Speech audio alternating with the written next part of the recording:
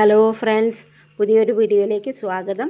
അപ്പോൾ ഞാൻ ഇന്ന് നേന്ത്രക്കായും കൊണ്ടൊരു ഡിഷാണ് ഉണ്ടാക്കിയിരിക്കുന്നത്. അതെങ്ങനെ നോക്കാം. നല്ല കുറച്ച് നീട്ടത്തിൽ നല്ല നൈസായിട്ട് അരിഞ്ഞിട്ടുണ്ട്. കനം പാടില്ല ഇത്. അപ്പോൾ നൈസായിട്ട് അരിഞ്ഞ് വെച്ചിട്ടുണ്ട്. ചീഞ്ചട്ടി അടുപ്പത്ത് വയ്ക്കുക. എന്നിട്ട് ഈ കഷ്ണം അതിലേക്ക് ഇടുക. ഒരു 1/4 സ്പൂണ് മഞ്ഞൾപ്പൊടിയും 1/2 സ്പൂണ് മുളക് പൊടിയും ആവശ്യത്തിന് ഉപ്പിട്ടിട്ട് കുറച്ച് വെള്ളം കൂടെ, അധികം വെള്ളമൊന്നും ഒഴിക്കണ്ട, കുറച്ച് വെള്ളം ഒഴിച്ചാൽ മതി. ഒരു 1/4 ടംബ്ലർ വെള്ളം ഒഴിച്ചാൽ മതി. എന്നിട്ട് നല്ലപോലെ ഇളക്കിയതിന് ശേഷം ഇത് മൂടി വയ്ക്കുക. അപ്പോൾ അത് ഒന്ന് വെന്ത് വരട്ടെ.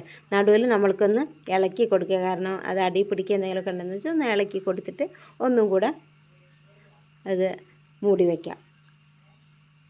അത് കഴിഞ്ഞ് ഒരു 2 മിനിറ്റ് ആകുമ്പോഴേക്കും നമ്മളിത് റെഡിയായി. ഇനി ഒരു ചീഞ്ചട്ടി അടുപ്പത്തേക്ക് അതിൽ 2-3 സ്പൂണ് വെളിച്ചെണ്ണ ഒഴിക്കുക.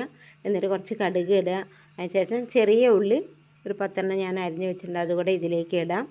ഇട്ടിട്ട് ഇളകിയതിന് ശേഷം 4-5 വെളുത്തുള്ളിയും കൂടെ അരിഞ്ഞ് വെച്ചത് ഇതിലേക്ക് ഇടുക.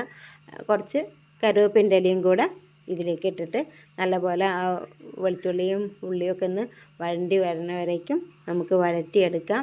അതിൻ്റെ ശേഷം നമ്മൾക്ക് ഈ കായ നമ്മളൊന്ന് വേവിച്ച് വെച്ചിട്ടുണ്ടത് അതുകൂടെ ഇതിലേക്ക് ഇടുക.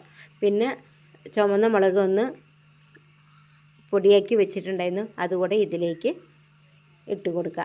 ഇട്ട് കൊടുത്തിട്ടൊക്കെ ഒന്ന് നല്ലവണ്ണം ഇളക്കിയതിൻ്റെ ശേഷം ഒന്ന് മൂടി വെച്ചാൽ അപ്പോൾ എല്ലാം കൂടെ ഒക്കെ ഒന്ന് മിക്സായിട്ട് വരും.